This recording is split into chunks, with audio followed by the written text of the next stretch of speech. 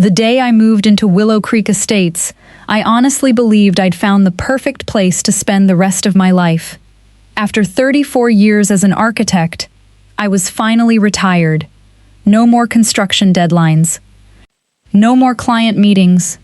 No more late-night phone calls about budget changes or design revisions. For the first time in decades, my schedule belonged entirely to me. My name is David Turner. I'm 62 years old, and all I wanted was a quiet neighborhood where I could enjoy my mornings with a cup of coffee and my afternoons in the garden. It sounded simple enough. As it turned out, it wasn't. 2 years before moving to Willow Creek, my wife, Emily, passed away after a long battle with cancer. We'd been married for 36 years. She was my best friend, my biggest supporter, and the only person who could convince me to stop working long enough to enjoy life. Before she died, she made me promise something. She took my hand one evening while we sat on our back porch. "David, when this is all over, I don't want you living in that big empty house. You deserve a fresh start." I laughed through my tears. "Only you could be planning my retirement while lying in a hospital bed."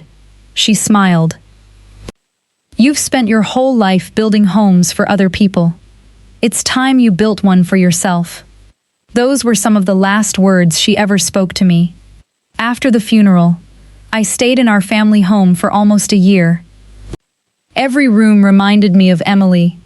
The kitchen where we'd danced while cooking dinner. The living room where we'd watched old movies every Friday night. The little greenhouse she'd filled with roses every spring. Eventually, I realized I wasn't holding on to memories. I was holding myself back. So I sold the house, packed only the things that truly mattered, and began searching for somewhere new. The first time I visited Willow Creek Estates, I understood exactly why Emily would have loved it.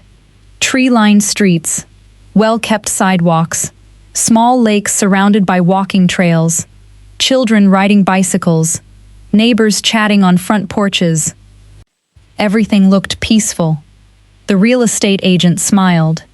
"It's one of the nicest communities in the county." I can see why. The Homeowners Association keeps everything looking beautiful. At the time, those words sounded reassuring. I had no idea they should have been a warning. The house itself wasn't enormous, just a single-story brick home with 3 bedrooms. But it sat on a corner lot with a large front yard and an even bigger backyard. The moment I saw the garden space, I was sold. Emily had always dreamed of having enough room for roses, lavender, and wildflowers. Now, I finally could. Within weeks of moving in, I began transforming the yard. I built raised flower beds from cedar wood, installed a small stone pathway, added bird feeders, a wooden bench beneath the old maple tree, and dozens of flowers Emily used to love. White roses, purple lavender, sunflowers, daisies, even a small butterfly garden near the front porch. Every flower reminded me of her. Every afternoon spent gardening felt like keeping a promise. Neighbors often slowed down while walking past. Several even stopped to compliment the yard. "It's beautiful. I wish I had your talent. You've made this street brighter." Their kindness reassured me I'd made the right decision. About 3 weeks after moving in, I met the woman who introduced herself as Linda Parker. She arrived at exactly 9 o'clock on a Tuesday morning. Her silver SUV stopped in front of my driveway. A neatly dressed woman stepped out carrying a clipboard.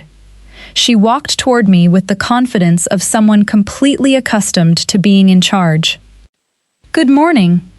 I'm Linda Parker. I serve as president of the Willow Creek Homeowners Association." I wiped dirt from my hands before shaking hers. "David Turner. Pleasure to meet you." She smiled politely. "Welcome to the neighborhood." For a moment, she seemed perfectly pleasant. Then she opened her clipboard. I just wanted to stop by and remind you about a few community guidelines." I nodded. Of course. She handed me a thick booklet. There are landscaping standards, fence regulations, mailbox specifications, approved exterior paint colors, holiday decoration limits, parking restrictions, tree maintenance schedules. The list seemed endless. I chuckled. I suppose every community has rules. It helps maintain property values. She smiled. Exactly. Then she looked toward my flower beds. Her expression changed almost instantly. I noticed you've added several garden borders. Yes, I built them myself. They're cedar. They match the house perfectly. Linda wrote something on her clipboard. I'm afraid architectural improvements require prior HOA approval. I blinked. They're flower beds. They're permanent landscape features. They require committee review. I looked around the neighborhood. Surely she was joking. I've already finished them. I'm sure submitting the paperwork now won't be a problem. She smiled again. But this time, it didn't feel friendly. It felt rehearsed. After she left, I read the entire HOA handbook. Most of the rules made sense. Don't leave broken vehicles in driveways. Maintain your lawn. Keep noise levels reasonable. Nothing unusual, but buried halfway through the booklet, I found a section titled Landscape Modifications. It stated homeowners should seek approval before making significant changes to front gardens. There was just one problem. The document never defined what significant actually meant. Flower beds? Shrubs? A bird feeder? It was surprisingly vague. Still, I wasn't particularly worried. Surely common sense would prevail. The following Saturday, I attended a neighborhood barbecue hosted by one of my new neighbors, Tom Reynolds. Tom lived directly across the street. He and his wife welcomed everyone with burgers and homemade lemonade. It was exactly the sort of community gathering I'd hoped to find. People laughed, children played, dogs chased tennis balls across the grass. Everything felt wonderfully normal. At one point, Tom admired my garden. Emily would have loved those roses. I smiled. She picked every variety before she passed. He nodded quietly. Keep planting them. It's a beautiful tribute. As the evening went on, I noticed something curious. Whenever Linda Parker walked nearby, conversations became noticeably quieter. People smiled politely, but no one seemed eager to continue talking. After she moved on, the laughter returned. I mentioned it to Tom. He hesitated before answering. Linda takes the HOA very seriously. That's one way of putting it. He looked around to make sure no one else was listening, then lowered his voice. Just read every letter carefully. Before I could ask what he meant, someone called him over to the grill. The conversation ended there. Monday morning, I opened my mailbox while walking back from my morning stroll around the lake. Inside was a white envelope. The return address read, Willow Creek Homeowners Association. I assumed it was a welcome packet I'd somehow missed. Instead, I found a single sheet of paper. Across the top, in bold letters, were the words, Notice of Violation. I read it twice, then a third time. According to the letter, my newly built flower beds were considered unapproved exterior improvements. Unless I removed them or obtained retroactive approval within 14 days, I would be fined $150. I looked up from the letter, then across the street. Tom was standing in his driveway. Our eyes met. He didn't seem surprised. He simply gave me a sympathetic nod, as if to say, Now you understand. I folded the notice slowly, walked back inside, and placed it on the kitchen table. At that moment, I still believed this was nothing more than a misunderstanding. I had no idea that little piece of paper would begin the biggest fight of my retirement. I looked at the violation notice for a long time. $150 for flower beds, not overgrown weeds, not abandoned vehicles, not broken fences, flowers. I almost laughed. Surely there had been some mistake. I decided the easiest solution was to speak directly with Linda Parker. After all, reasonable people solved problems with conversations. Or so I believed. The HOA office occupied a small building beside the neighborhood clubhouse.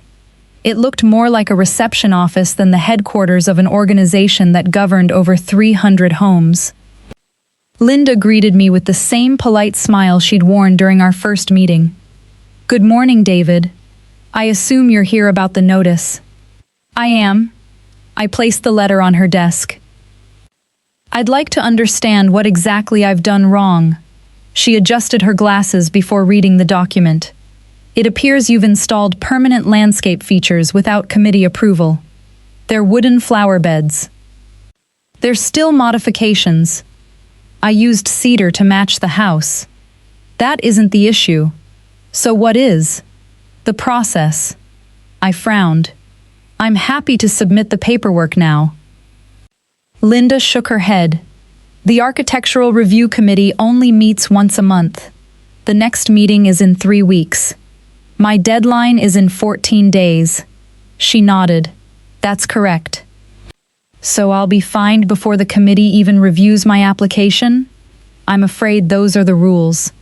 There was no anger in her voice, only indifference, as though she'd delivered the same answer hundreds of times before. I left the office frustrated, not because of the money. $150 wouldn't ruin me. What bothered me was the complete lack of common sense. The flower beds were neat, well built, and several neighbors had complimented them. Yet somehow, they'd become a violation. That afternoon, I walked through Willow Creek with fresh eyes. Instead of admiring the neighborhood, I started noticing details. One house had a bright blue mailbox. The HOA handbook specifically listed approved colors. Blue wasn't one of them. Another property displayed 2 large stone lions beside the driveway. Decorative statues required committee approval. According to the handbook, those should have been violations too. Yet there were no warning stickers, no notices taped to doors, nothing. As I continued walking, I noticed something even stranger. One of the largest homes in the neighborhood belonged to Mark Ellis, a member of the HOA board. His backyard fence extended nearly 6 feet higher than the community limit. A wooden pergola covered half his patio. Neither structure appeared anywhere in the neighborhood guidelines. Curious. I stopped to admire the workmanship. Mark happened to be outside trimming hedges. "Beautiful pergola." He smiled proudly. "Built it myself. It looks permanent." "It is." "When did you get HOA approval?" He hesitated. "Oh. I've been meaning to submit the paperwork." "Meaning to?" The structure looked years old. That evening, I reopened the HOA handbook. Then I reread my violation notice. Something didn't add up. If the rules applied equally, why were obvious violations being ignored?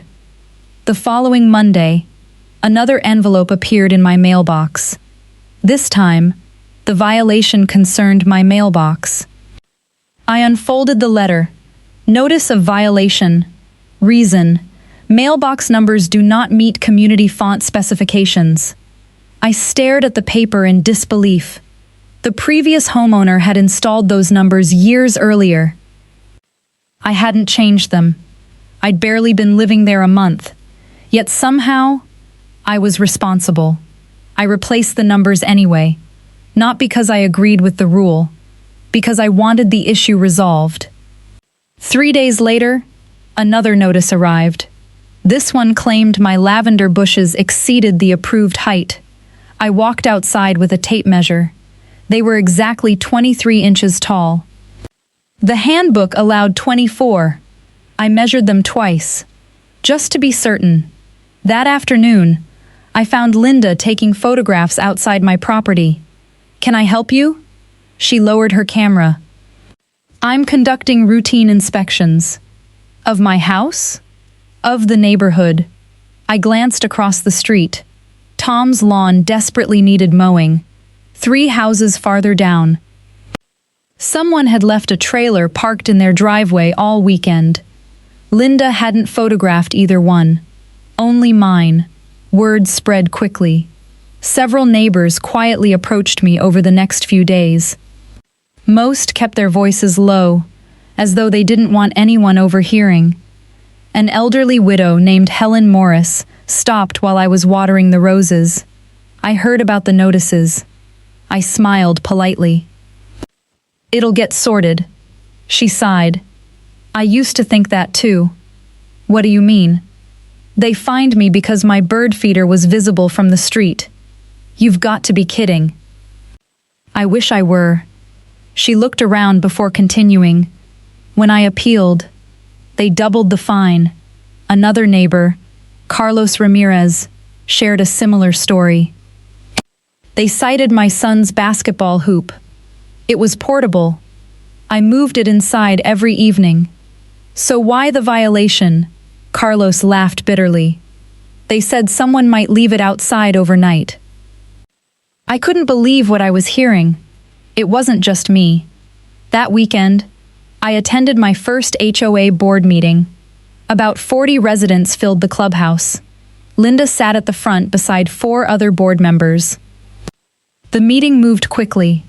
Budget updates, pool maintenance, street lighting. Then, public comments. I stood.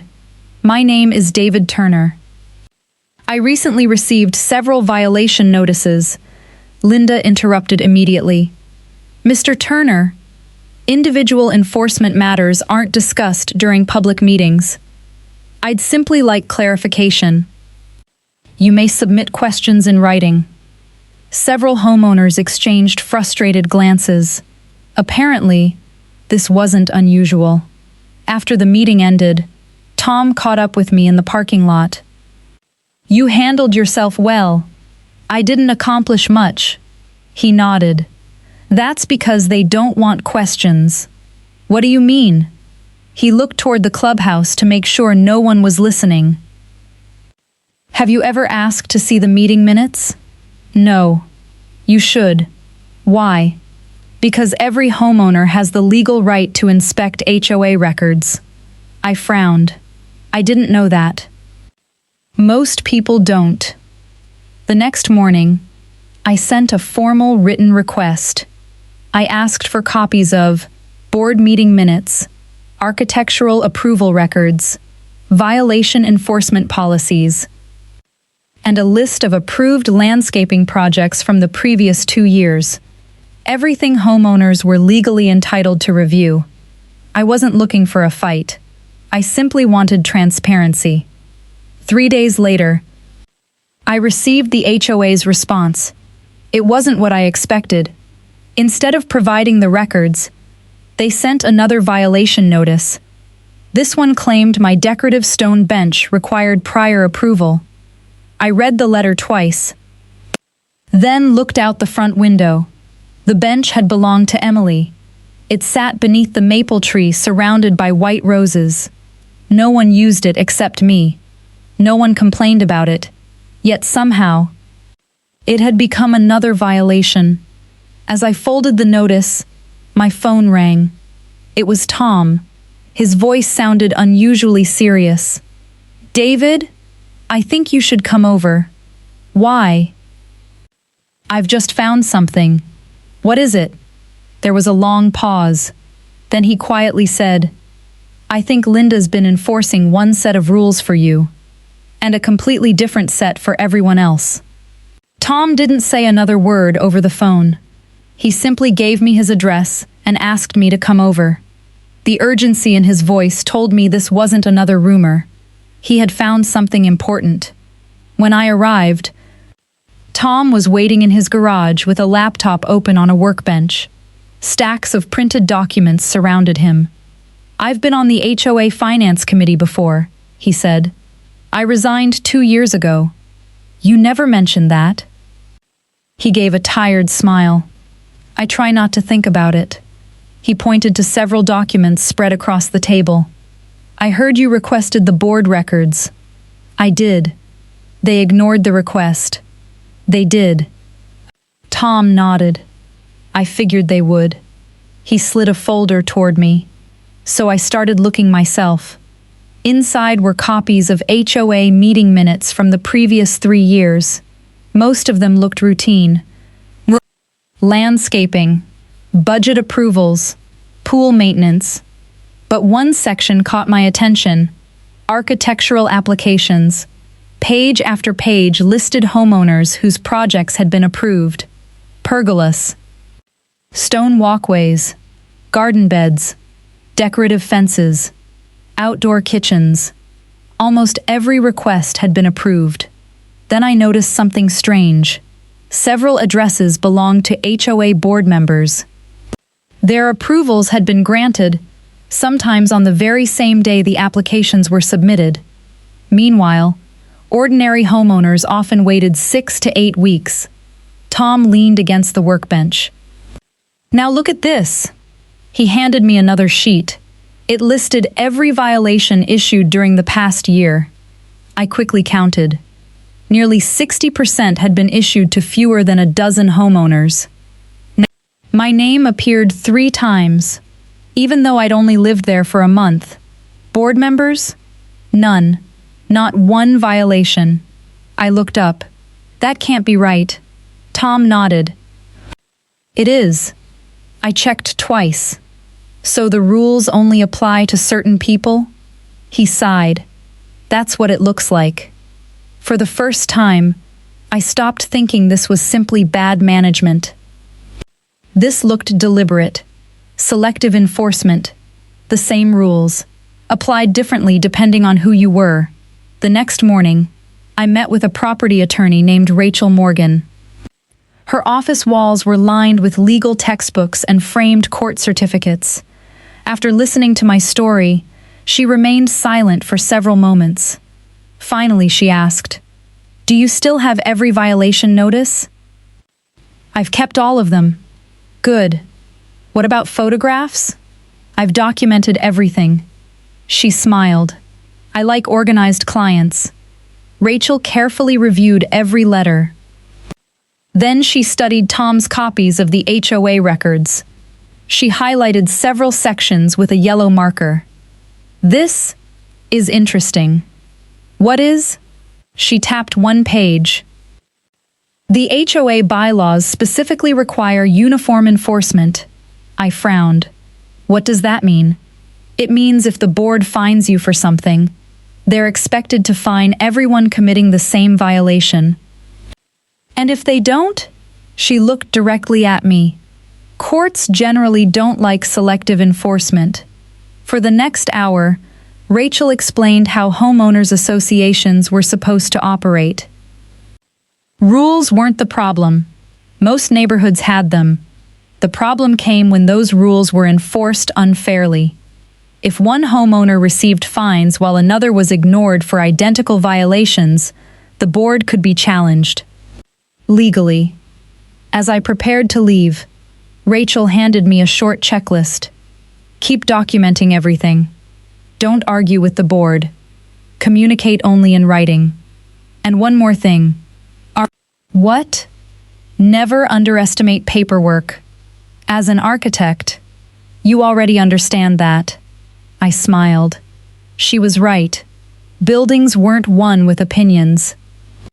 They were built from plans. This case would be no different. Over the next week, I stopped reacting emotionally to every violation notice. Instead, I treated them like evidence. Every letter went into a binder. Every photograph was dated. Every conversation was summarized immediately afterward. If Linda sent an email, I saved it. If she left a notice on my door, I photographed it before touching it. Slowly, my frustration turned into determination. Then Rachel called with unexpected news. I found something while reviewing county property records. What is it? Do you know who owns the vacant lots around the entrance to Willow Creek? I assumed the HOA. They don't. Who does? The original developer. I didn't understand why that mattered. Rachel continued. The developer went bankrupt last year. The remaining unsold lots are being auctioned next month. So? She paused. I think they're worth looking at. A few days later, Rachel and I attended the county auction. There were 8 vacant residential lots remaining. Most investors ignored them. The neighborhood was already fully established. Building new homes there wasn't especially profitable anymore. Bidding was surprisingly quiet. One by one, the lots sold. Through a limited liability company Rachel had helped me establish, I purchased 4 of them, including 2 located beside the main entrance to Willow Creek Estates. Driving home, I almost laughed. I'd never intended to become a property investor during retirement. But the purchase wasn't about making money. It was about protecting my options. Those lots came with legal property rights. Rights the HOA couldn't simply ignore. The sale became public record a week later. Apparently, news traveled quickly.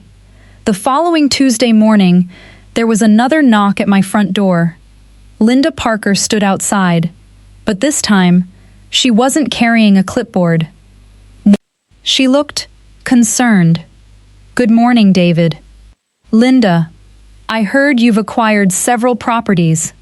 I have. She forced a polite smile. That's wonderful. There was a brief silence.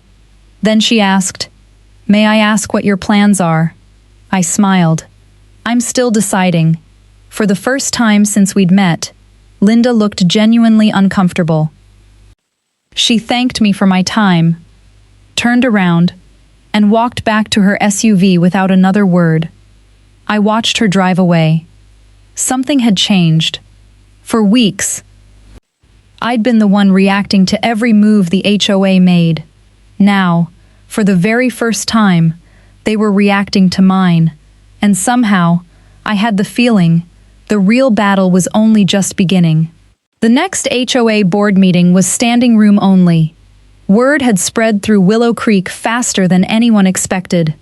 Not because I'd challenged the HOA, but because I'd quietly purchased 4 vacant lots. No one understood why. And people always become curious when they don't understand something. I arrived a few minutes early. The clubhouse parking lot was already overflowing. Neighbors who normally skipped HOA meetings suddenly wanted front row seats. As I walked inside, I noticed conversations stopping. People smiled. Some nodded.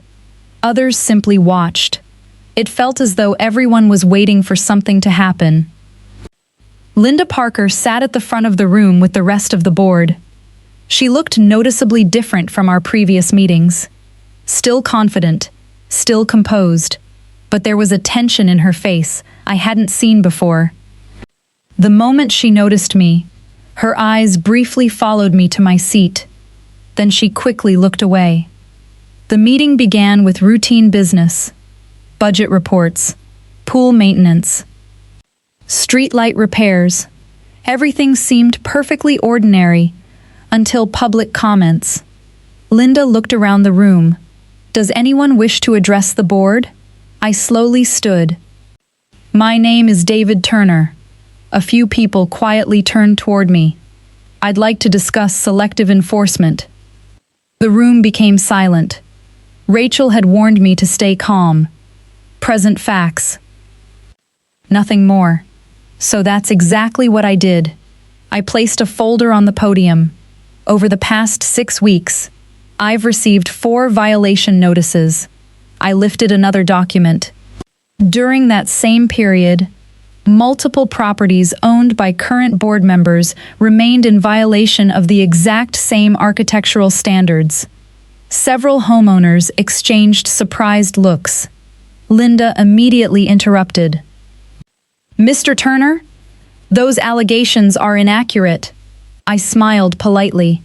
Fortunately, I brought photographs. One by one, I displayed printed photographs. Mark Ellis's oversized pergola, a blue mailbox belonging to another board member, decorative stone statues, an unapproved retaining wall. Each photograph included the address, the date, and the matching section of the HOA handbook. Every rule that had been enforced against me had quietly been ignored elsewhere. Murmurs spread across the room. One homeowner raised his hand. "My fence is exactly the same height," another added. "I never knew approval was required." Someone else stood. "I've been fined twice for flower pots." Within moments, people throughout the room were comparing their own violation notices. The atmosphere changed completely. Instead of questioning me, they began questioning the board. Linda tapped her gavel. "Order, please. We'll address individual concerns separately." An older resident stood near the back. "Why separately? If the rules aren't being enforced fairly, shouldn't we discuss that now?" Several people nodded. The room grew louder. Linda struck the gavel again. "Please remain seated." But almost no one was listening anymore. After nearly 20 minutes, Linda announced a short recess. As people walked into the hallway, she approached me for the first time since learning about the vacant lots. "David, may we speak privately?" "Of course." We stepped outside onto the clubhouse patio. For a few moments, neither of us spoke. Then Linda finally broke the silence. "I understand you've become quite invested in Willow Creek." "I have." "I also understand you've purchased several properties." "That's public record." She nodded. "Yes." Then she asked the question she'd clearly been waiting to ask. "What exactly are you planning?" I looked toward the neighborhood entrance. "You mean the vacant lots?" "Yes. I haven't finalized my plans." She folded her arms. "The entrance is very important to the community." "I agree. It would be unfortunate if something inappropriate were built there." I smiled. "Fortunately, I'll follow every HOA rule." Her expression tightened. "Naturally." The irony wasn't lost on either of us. For weeks, the HOA had reminded me that rules mattered. Now, those same rules applied equally to me. As the legal owner of 4 vacant lots, I had every right to submit building applications, community gardens, small homes, decorative landscaping, anything permitted under the governing documents. The HOA couldn't simply refuse because they disliked me. Not anymore. The following week, I submitted my first architectural request. Not for a house, not for a commercial building, for a professionally designed entrance garden on one of my vacant lots. Rachel reviewed every document before submission, every measurement, every plant species, every setback requirement. Everything complied perfectly with the HOA guidelines. There wasn't a single rule they could point to. 2 weeks later, the Architectural Review Committee met. For the first time in months, my application was approved without a single objection. No violation notices, no delays, no requests for revisions, just a simple approval letter. Rachel laughed when she read it. They've suddenly become very cooperative. Construction began the following Monday.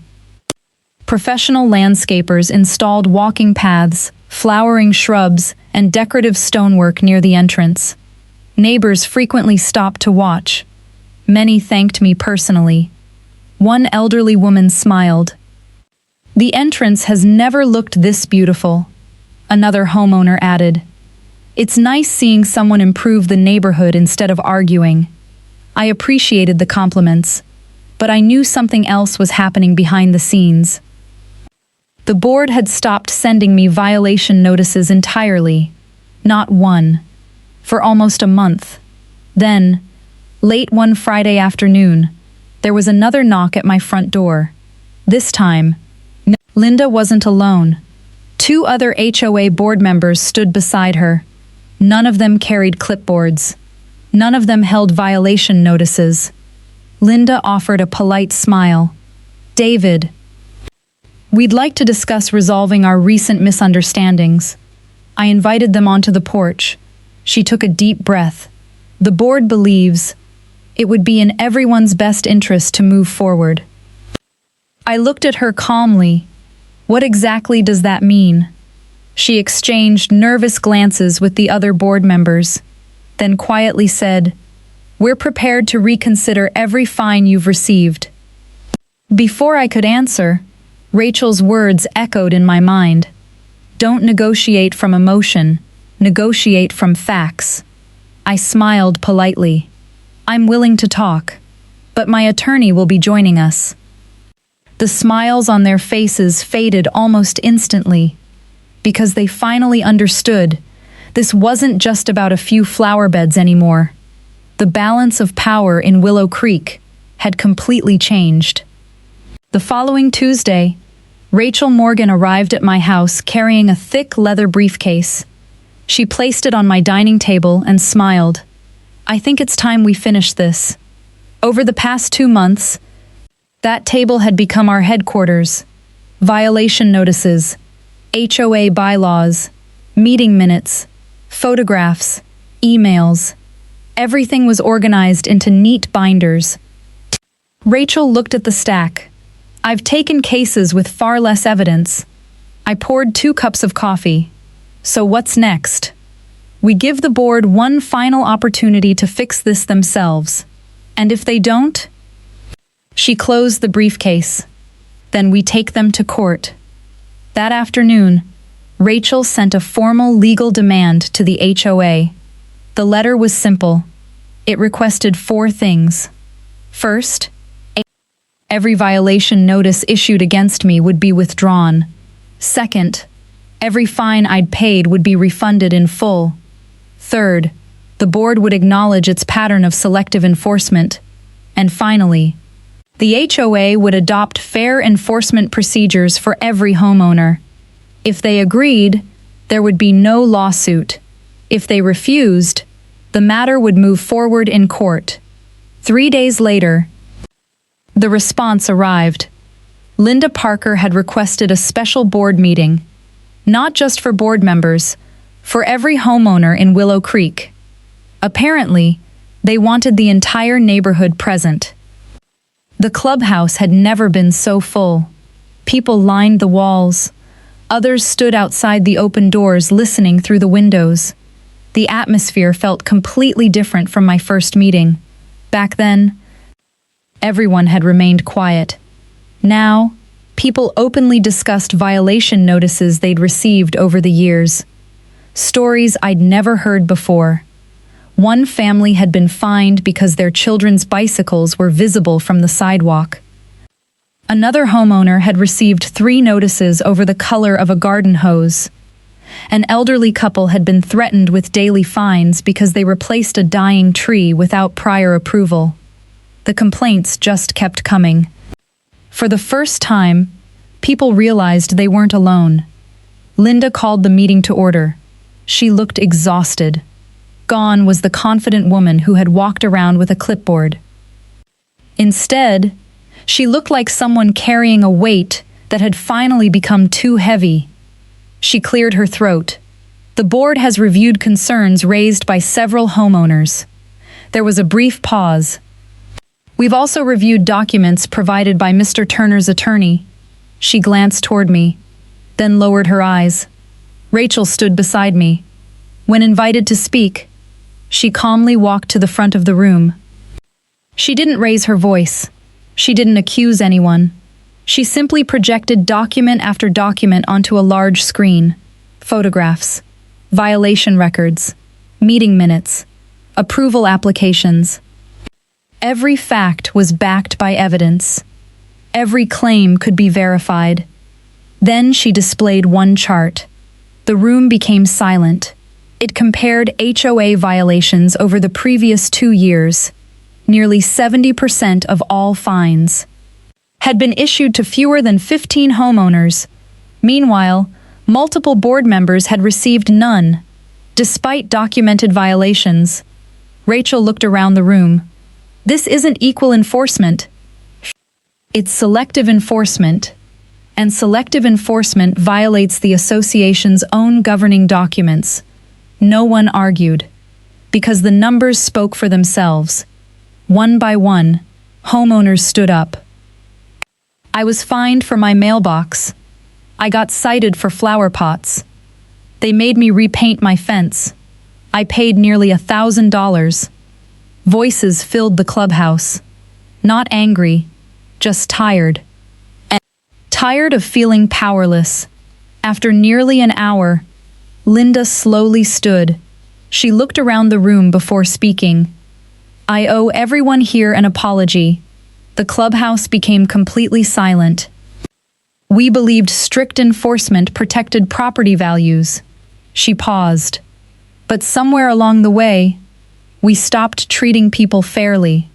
For the first time since meeting her, there wasn't a trace of authority in her voice. Only regret. Linda reached into a folder. I am resigning as president of the Willow Creek Homeowners Association. Gasps echoed through the room. She continued. Effective immediately. She handed her resignation letter to the vice president, then quietly returned to her seat. No applause, no celebration, just silence. The remaining board members requested a short recess. When they returned, they announced their decision. The HOA accepted every recommendation outlined in Rachel's legal demand. Every fine issued against me would be refunded, including interest. The board would review every violation issued during the previous 2 years. Any homeowner who had been treated unfairly would receive reimbursement. Most importantly, the HOA bylaws would be amended to require identical enforcement standards for every resident. No exceptions, no favoritism, no selective enforcement. Over the next month, new elections were held. Several longtime residents volunteered to serve on the board. Tom Reynolds was elected president. His first decision surprised everyone. Instead of adding more rules, he proposed simplifying them. If a rule exists, it should protect the neighborhood, not intimidate homeowners. The motion passed almost unanimously. A few weeks later, I received a check in the mail. It covered every fine I'd paid, along with a formal letter of apology from the association. I read it once, then quietly placed it in a drawer. The money had never mattered. The principal did. Construction crews finished landscaping the entrance garden on my vacant lot just before summer. Children often stopped to watch butterflies around the flowers. Neighbors gathered on nearby benches in the evenings. The space quickly became one of the most popular spots in Willow Creek. At the next community meeting, I made one final announcement. I've decided to donate this lot to the neighborhood. The room fell silent. It belongs to everyone now, as a community garden. For a moment, no one spoke. Then the applause began. Slowly at first, then louder, until the entire clubhouse was on its feet. That weekend, dozens of neighbors volunteered to plant flowers together. Parents brought their children. Retirees shared gardening tips. Tom installed a small wooden sign near the entrance. It read, "Emily's Garden, in memory of my wife, whose dream had inspired everything." As I stood beneath the blooming roses, watching neighbors laugh together, I realized something. Communities aren't built by rule books. They're built by people who respect one another. Rules can protect a neighborhood, but only fairness can build a community. And sometimes, the strongest way to stand up for yourself is simply to refuse to be treated unfairly.